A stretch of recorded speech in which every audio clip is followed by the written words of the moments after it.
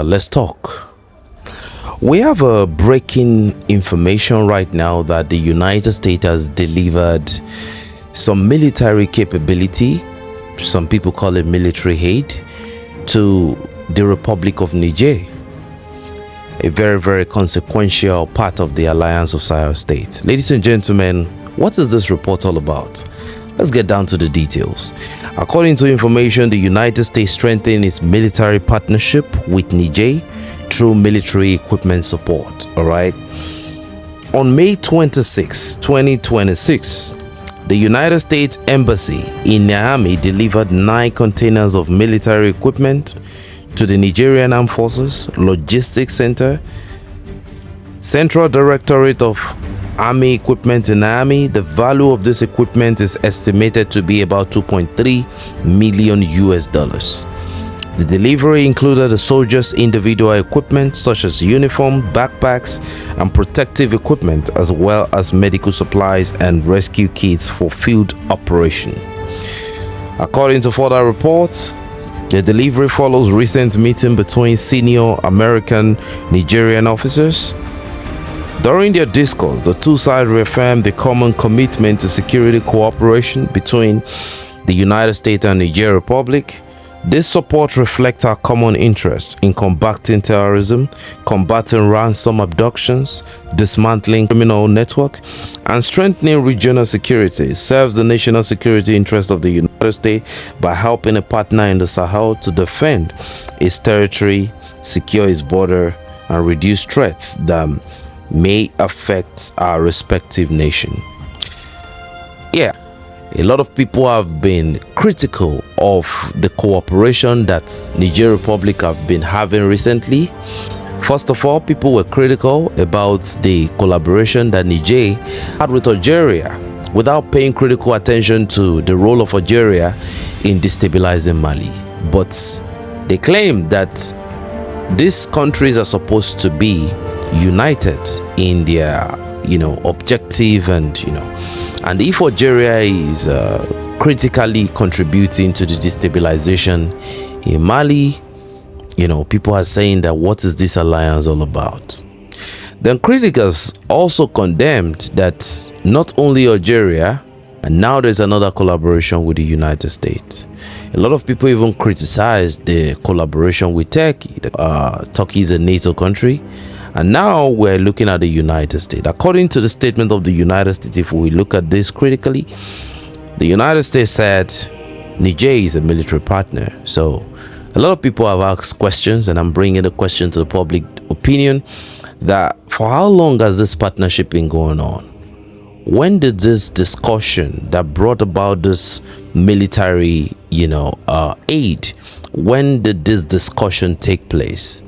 Matter of fact, everything that Niger does used to be in the public domain. Like for the Alliance of Sahel public opinion, people used to know. But, well, what do I think about this move? I think this might be a very dangerous move, given the previous history of Niger with the United States, given the fact that after the Nigerians told the United States to leave their drone base in ANDRADE'S, it has not been a very, very easy relationship. It has been very turbulent.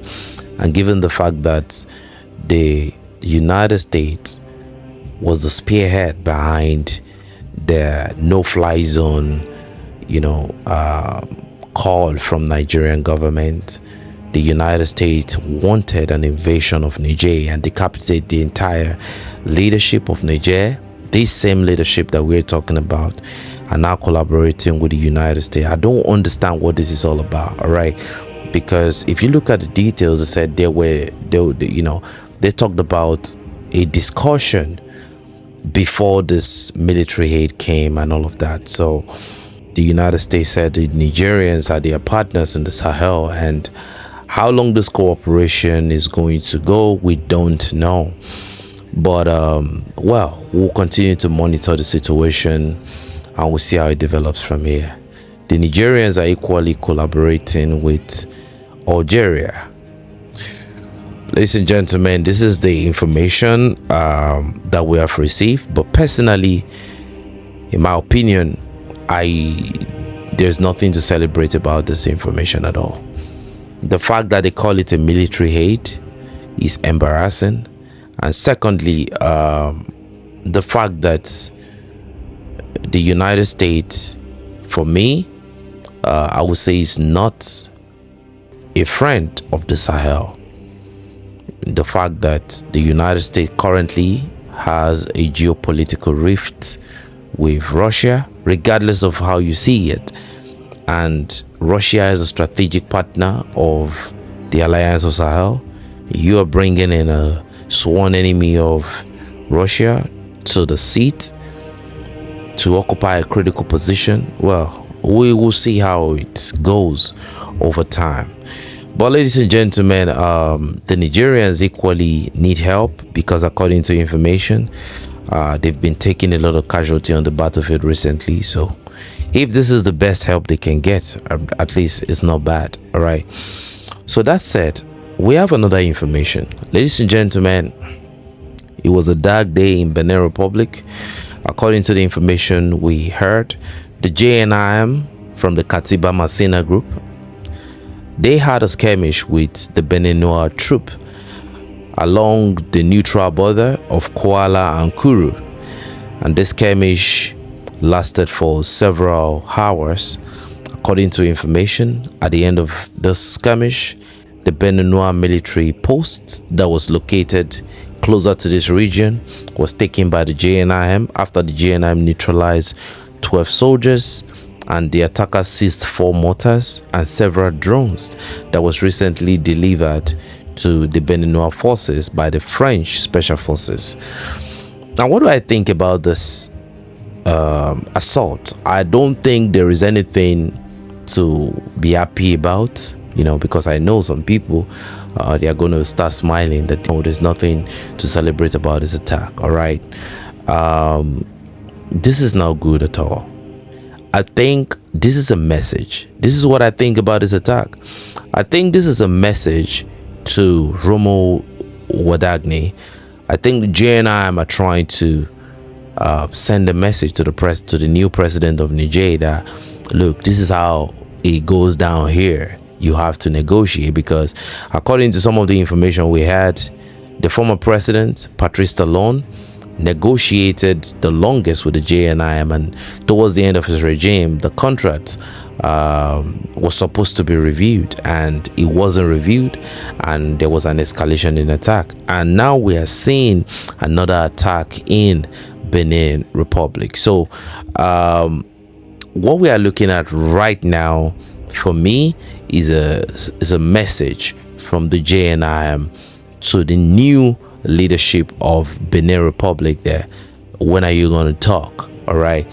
So it will be in the best interest of Benin to draw the line at this point and take the fight to the enemies. The situation has now escalated to the point where the terrorists have drifted to the central Benin. No, they are still up north. So it will only be in the interest to confront the enemy at this point. But how well can they confront the enemy, given the fact that I don't believe that France will let them confront the enemy the way they are supposed to? And if you have French forces in Benin, why are they not confronting the enemy? Why is this whole level of escalation going on? At least since you have the French forces and the terrorists are localized in the northern part of Benin, this should be a cakewalk for the French forces and the Beninois forces. We just want the Beninese forces to take the necessary measures so that things like this don't happen. It's been happening for the longest, so I think it's our time, the Beninese forces, to stand up to these people and to make sure that they clear them off the northern part of their territory. But the cautionary tale is, with the bilateral cooperation with France, and based on the history of France and the record that they have statistically in West Africa, I don't think the fight will go smoothly. But we will see. We'll continue to monitor the information and bring you the details as things develop on the ground. In another episode, we have an information coming out of Guinea. According to information, a Guinean imam called Abdul Karim Toure, who called for the murder of non-Muslims in the country if they refuse to convert to Islam, and who described the current government as infidels for its tolerance towards these citizens that have not converted to Islam, was arrested today by the Guinean police. Ladies and gentlemen, these are the Wahhabis we are talking about. These are the Islamic extremists we are talking about, and these are the people we must get rid from our society.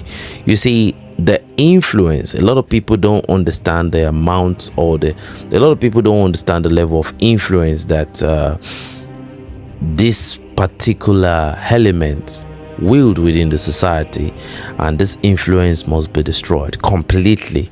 You know, ladies and gentlemen, the ripple effect of this type of statement is what a lot of people, you know, have not seen. Ladies and gentlemen, there is a 12-year-old kid in Burkina Faso who happens to be a victim of elements like this imam. You know, he has been rescued by the Burkinabe forces. Not rescued as an hostage. He was a JNIM recruit at the age of 12, ladies and gentlemen. That was in the recent past. Bukhari was completely lost. One day, the Talisans came to find me in the bush, and then they told me that I'd come to them. A 12-year-old boy forced to leave school to become a Nusra fighter. At the time, he was in 6th grade. I left the action. I once had a dream. In this dream, I am 12 years old, and I was attending the 6th grade. The jihadists kept coming non-stop, those people. Then I rested. And then I told my dad I want to go to that school, but he didn't have the means. Then I rested. My big brother came before to take me. We went to look after the animals. One day the jihadists came and found me in the bush, and then he said that I had come to them. Little Bukhari was rescued by the army during an offensive against terrorist groups. In March 2026, an operation was carried out to dismantle a JNIM base located at Alizier between NYA, and Namentenga. He can now express his desire to return to school and hopes to become a teacher one day.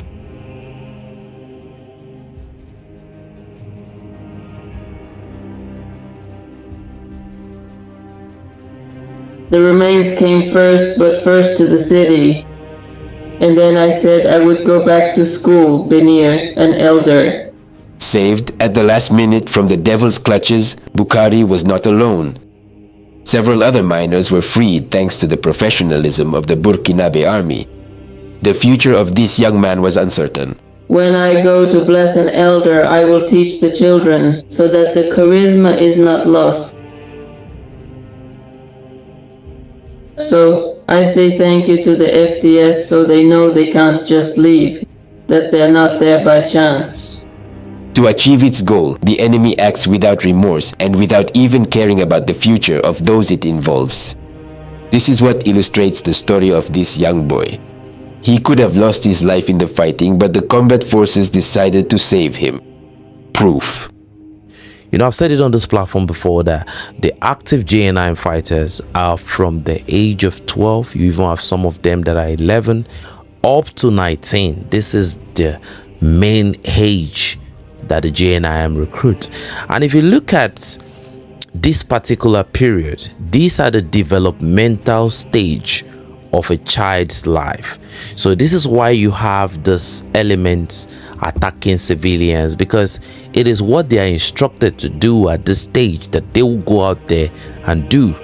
So, and these are the stage where everything you teach somebody stays with them almost for life, except if miracle happens. I don't believe in miracle, but ladies and gentlemen, this is the account of this 12-year-old kid. What do you think about the situation?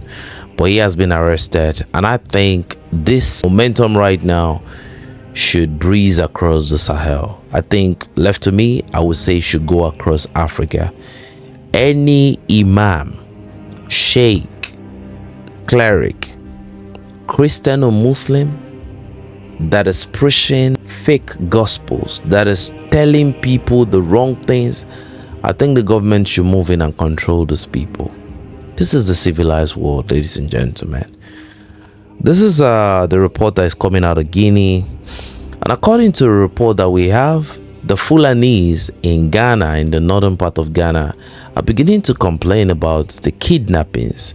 According to information, they said that they are not even worried about terrorists moving in from other regions across West Africa. They said they are beginning to grow very wary of their fellow Fulani brothers. According to information, some of them are suspecting that it is among the Fulanis that this collaboration to kidnap is coming out from. Ladies and gentlemen, let's watch this video.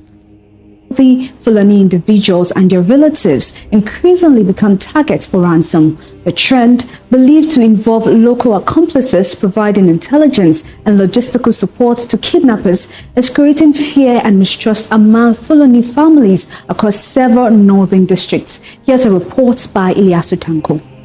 For many Fulani families in northern Ghana, fear is no longer coming only from external conflict or communal tensions, but from within their own circles. A rising pattern of kidnappings targeting perceived wealthy Fulani businessmen, cattle owners, traders, and their family members is spreading alarm across communities in areas including Zabzugu, Saboba, Gushegu, and part of northeast Ghana. Victims are often adopted and held until their relatives pay huge ransom demands, with some families reportedly forced to sell livestock or property to secure their release. Since 2020, more than 40 kidnapping cases have reportedly been recorded across northern Ghana, with an estimated 2 million Ghana cedis paid in ransom. 60-year-old Issa Seidu, a wealthy Fulani cattle owner and caretaker at Bangbampong. Well, some Ghanaians have said on our live stream this morning that this is a lie, that nothing is going on. But this is what I just have to say. If it's true, if it's false, it's a situation that needs to be looked into. This is just what I think about the situation. It needs to be looked into. They are not saying that Ghanaians are kidnapping them. They are not saying terrorists from Burkina Faso is kidnapping them. They are not alleging that this is happening from external. They are not putting allegation on anybody. What they are saying is that they think that their fellow Fulanis are kidnapping them or are orchestrating their own kidnap. So this is what we should really, really look into. It might be Fulanis kidnapping Fulanis in northern Ghana right now. If the Ghanaian government don't move in to stop this, we might get to a point where it will now be the ones that are kidnapping them that will now be kidnapping Ghanaians. And this is how insecurity starts. If it's not addressed at the young stage, it might mature, and who knows what will happen from there. And in Mali, the Malians have dealt with the terrorists to a point where we are now seeing different human rights allegations.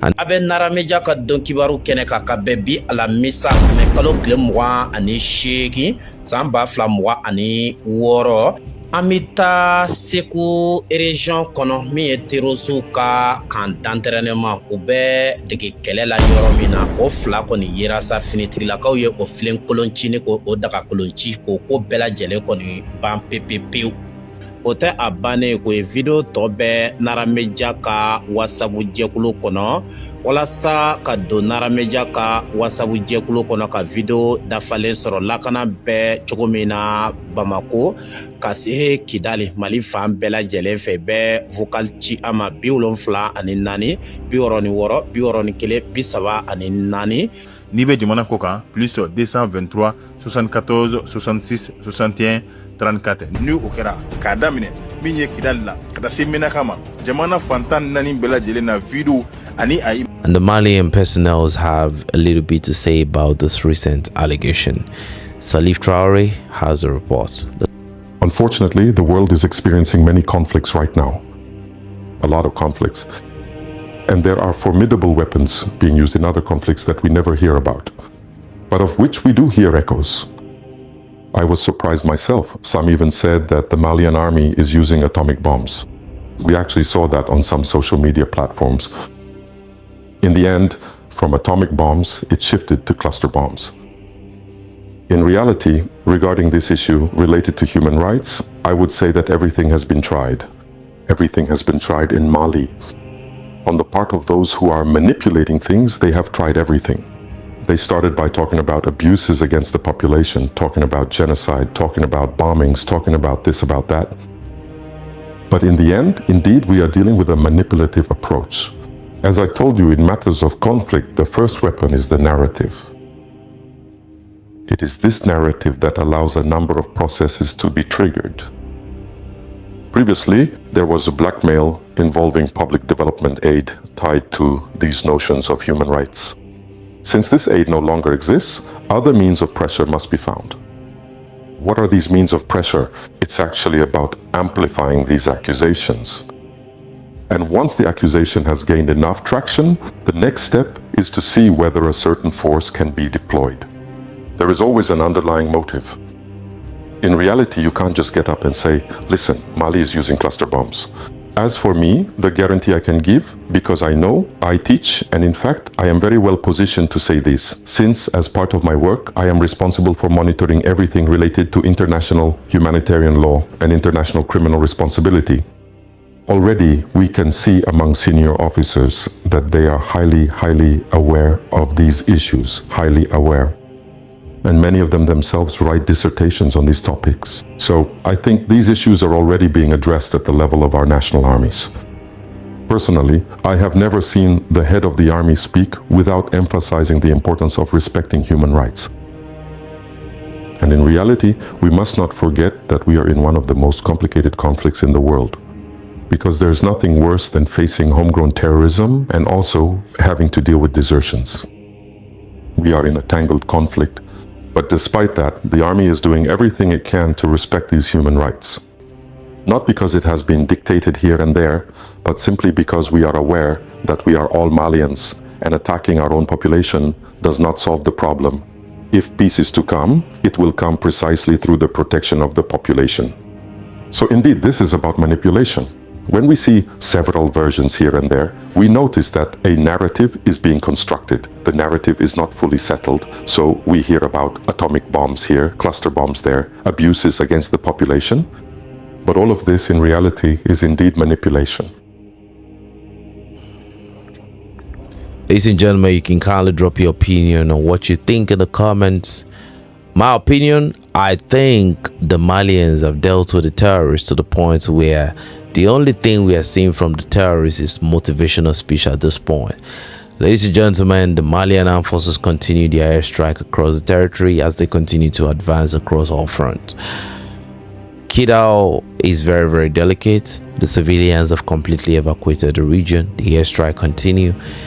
Is that why this human rights allegation is coming out? They want the Malians to stop? Well, that would be the decision of the Malian people and General Assimi Goïta if it is time to throw in the towel or if the strike is going to continue. Ladies and gentlemen, you can give us your opinion in the comment. It will be very valuable, and it will help us build the momentum for the next conversation we are going to have on the Android community. It's your boy 72 Andre signing out. Enough said, but before I go, I want to appreciate the sponsors of this video, Cassandra Johnson. We really appreciate your support for this video, and Jude's Cash Kids 7726. We really want to appreciate you for supporting and being the sponsors behind this video. Thank you, and God bless you. So Islam is a religion of peace. Exactly. And so what do we do with Jews and Christians? Well, we let them live peacefully. No! Why would you think? No, we clearly subjugate them and force them to pay us money. Surah 9:29 says that we are to fight those who reject Islam until they pay the jizya, willingly submitting and fully humbled. But what if they resist? Well, Surah 9:111 says that we are to unalive them And Surah 47:4 says that when we meet them in battle, we strike their necks to cut them into pieces. When we talk about like Sharia law, Islam does not enforce any of its laws on non-Muslims. Definitely does. That's wrong. It definitely does. No, it definitely does, because Islam grew by blood, and also when Muslims conquered the land, people either had to convert to Islam through the sword. If they didn't want to convert, they had to pay jizya. It's like a tax. Like if you live in Muslim land and you're not Muslim, you have to pay jizya. Every country that moves away from Islam, or religion for that matter, progresses. Islam is a challenge to that, because Islam is here to govern. Islam is a political religion, so it's very hard to separate it from politics. You have a lot of freedoms in this country, but the reason for that is because Islam is not mixed with your politics. Trust me, it's not fun, so don't let that happen to you.